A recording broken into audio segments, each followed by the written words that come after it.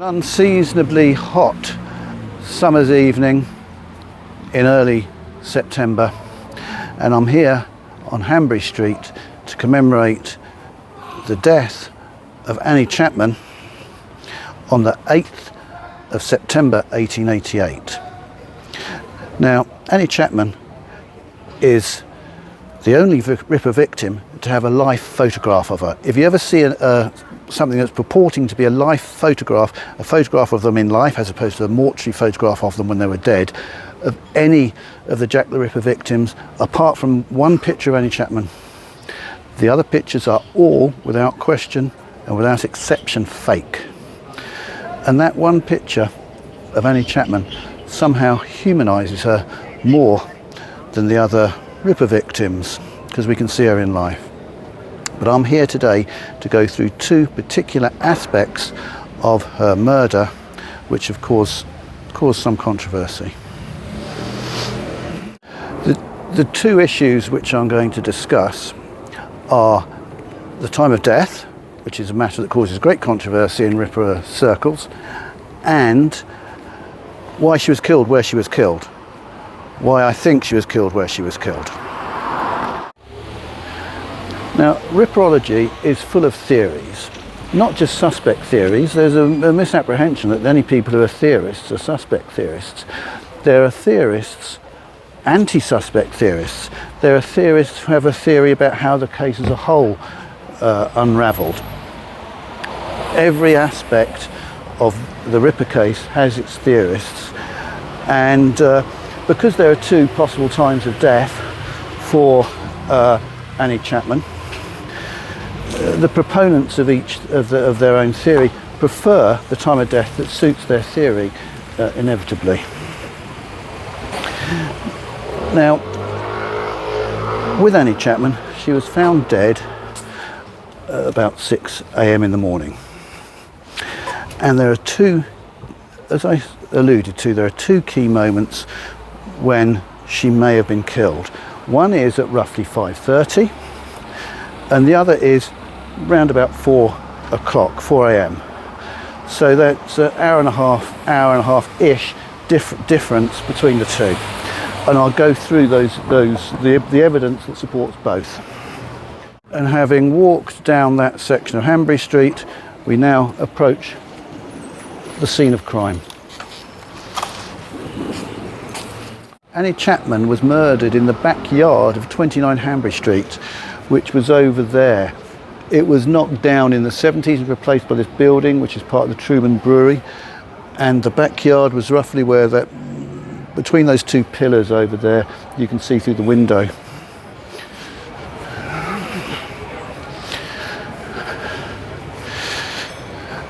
They just turned the lights out in there, never mind.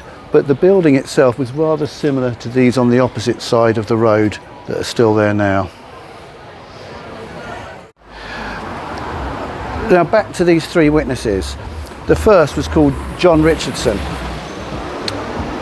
At about 4:45, he said he was sitting on the back step. He came to the premises, sat on the back step, he said, opened the door and was cutting some leather off his shoe because his shoe was uncomfortable. And he says he saw nothing there, nothing in the backyard. The next witness was a lady called Elizabeth Long, who was walking along this road and says she saw two people outside the door of number 29, one of which, the lady, was looking towards her, and she identified her. She claims it was Annie Chapman. She didn't know Annie Chapman, she saw the body afterwards, and claims it was the same person at 5:30 a.m. roughly. She says she could tell that because the clock of the brewery rang. Next door at number 27, perhaps a few minutes later, roughly the same time, a man called Albert Kadosh went out to the back garden to go to the back outside toilet. He had something wrong with him and he needed to go to the toilet. And he claims he heard noises on the other side of the fence, a voice and a sound of someone hitting the fence. Again at about 5:30. So that times it, the fact that there was nobody there when Richardson was on the step, at 4:45 according to him, and the two other witnesses for about 5:30, Kadosh possibly hearing the murder take place, and Long seeing the victim and possibly the culprit before they went into the premises. Now, it might sound like an open and shut case that it should be 5:30 based on what I've said. However, Annie hadn't been seen. The last time she was seen was about 1:35, about 4 hours before the murder, in a lodging house just up in this direction. So it seems unlikely she'd have just gone missing for those 4 hours. Secondly, the police tended not to believe any of these witnesses for a variety of different reasons. They met them, they interviewed them, and Inspector Swanson, who worked at Scotland Yard, in his composite report, based on reports of local officers, cast doubts on the reliability of these witnesses, and they tended not to believe them. Witnesses don't always tell the truth, not because they're criminals or anything, but witnesses have recreated memory. They think they see things when they didn't. They try to be over helpful.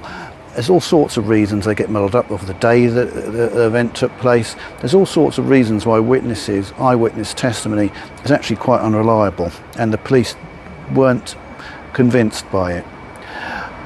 And lastly, in the yard inside this building, at the time of death, if it was the later time of death of 5:30, there were dozens and dozens of windows that overlooked the crime scene, and literally hundreds of potential witnesses. These houses that we see here were full of people. Each one had 20 or 30 people living in them, and there were literally hundreds of potential witnesses could have seen the event take place, because at 5:30 it was getting light and no one did. So these reasons are grounds for scepticism over that time of death.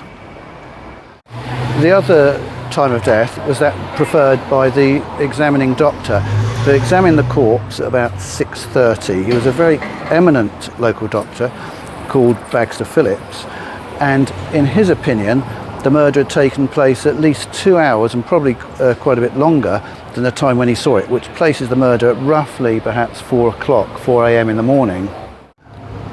I will quote from Bagster Phillips's inquest testimony for Annie Chapman.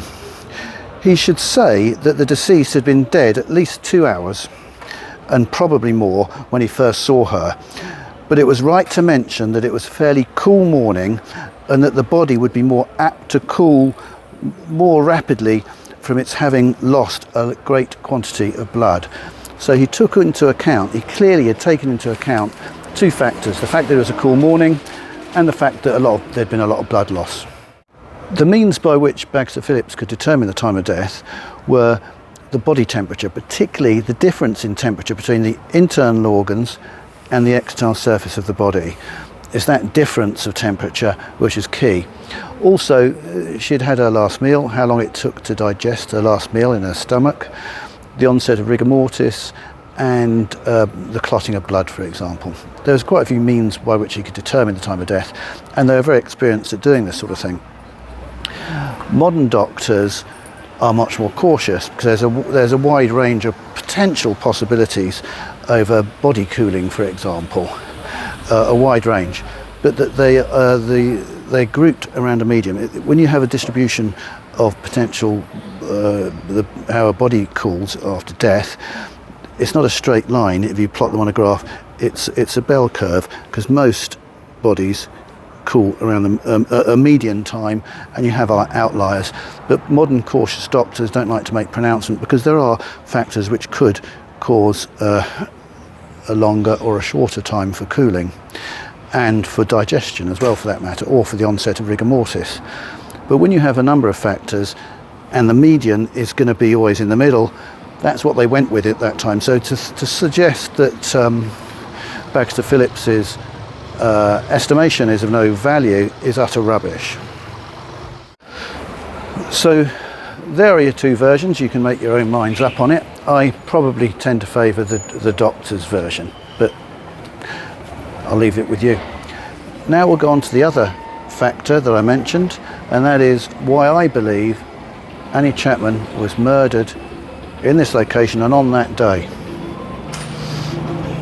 We'll go back to the early hours of the morning on the 31st of August, 8 days before. Someone called Robert Paul, accompanied by someone who was calling himself Charles Cross, of course that man was Charles Lechmere, walked around the corner here, bumped into PC Misen around this location, spoke to him, and then walked off in this direction down Hanbury Street. So after walking down Hanbury Street 8 days before the murder of Annie Chapman in this location, Robert Paul and the man who was going to be calling himself Cross walked right past that crime scene and down in this direction. So after walking past what was the future crime scene, Robert Paul and Lechmere, after 150 yards, Robert Paul darted down this turning here. Then it was called Cobbett's Court, now it's called Cobbett's Place. Lechmere carried on this way to Broad Street, Pickford's Depot, which is next to Liverpool Street Station now, a short distance in that way. Now, Robert Paul, on the very night of the murder, gave his story to a newspaper called Lloyd's Weekly News that published it on the Sunday, the 2nd, and almost certainly the publication of that story, which implicated Lechmere as being at the crime scene, prompted Lechmere to come forward. He appeared at the inquest out of the blue on the 3rd, the Monday the 3rd. Now, Robert Paul himself didn't come forward.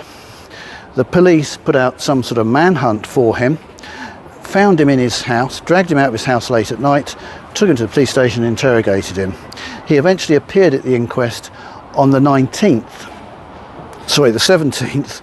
of September, 9 days after the murder of Annie Chapman. Now, Walter Dew, who was a young policeman at Commercial Street Police Station, which is just up here at the time, Walter Dew later became quite famous because he wrote a book called I Caught Crippen, because believe it or not, he caught Crippen, Dr. Crippen, the famous murderer.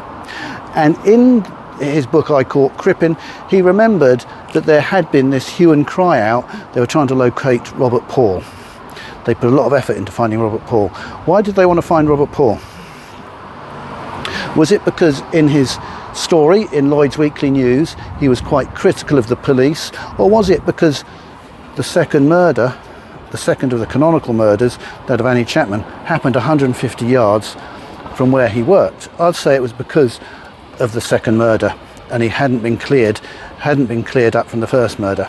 Paul was clearly exonerated at his interrogation. He was checked out thoroughly, and in any case he's an implausible suspect because Lechmere was in front of him at Bucks Row. But the police nevertheless clearly did look at him. But why? What's this got to do with Lechmere? I think Lechmere deliberately targeted a victim, probably found her on Commercial Street. It happened to be Annie Chapman. She happened to take him to 29 Hanbury Street, but it would have been a local address. We could have been assured of that. A local address, local and close to Cobbett's Court. I think he did it so soon. That's why there's such a short time scale between the first two murders, the 31st of August, 8th of September, because he wanted to commit this crime before Robert Paul had been apprehended, before the police had found him. That's why there's such a short time scale. And he did it to derail the investigation, push the investigation into a dead end, and get his own back slightly, probably, on Robert Paul for dobbing him in with Lloyd's Weekly News. So I think that's why the events happened as they did. If the murder happened just before 4 p.m, that would have been the time when Lechmere would have been walking down Hanbury Street. If he didn't do it, and the murder was at that earlier time, he would have been walking past another dead body. But if it was the later time, 5:30, Lechmere was a carman. Carmen did deliveries, and often when they did deliveries, nearly always when they did a delivery, they would take their goods, their cart, to a location, and they'd have to wait, sometimes for hours, for the cart to be unloaded. and they'd go to the cafe or they'd sit around waiting for this to happen. If he'd had any delivery within 10 minutes walk, which is an extensive area of this location, he could have gone off, committed the crime while his cart was waiting to be unloaded, and gone back and gone on his merry way, on his merry round. So there's no reason why, if there's the later time of day, the time of murder, the 5:30 time, that Lechmere couldn't have quite equally done that, which is why I'm totally ambivalent as to which time of death it is. Lechmere can fit both. So there we have it. I've gone through the two potential times of death for Annie Chapman when she was brutally murdered down on Hanbury Street, and I've given my explanation for why the murder was so soon after the Bucks Row murder, and why indeed it was in Hanbury Street. Anyway, thank you for watching. Please subscribe and share.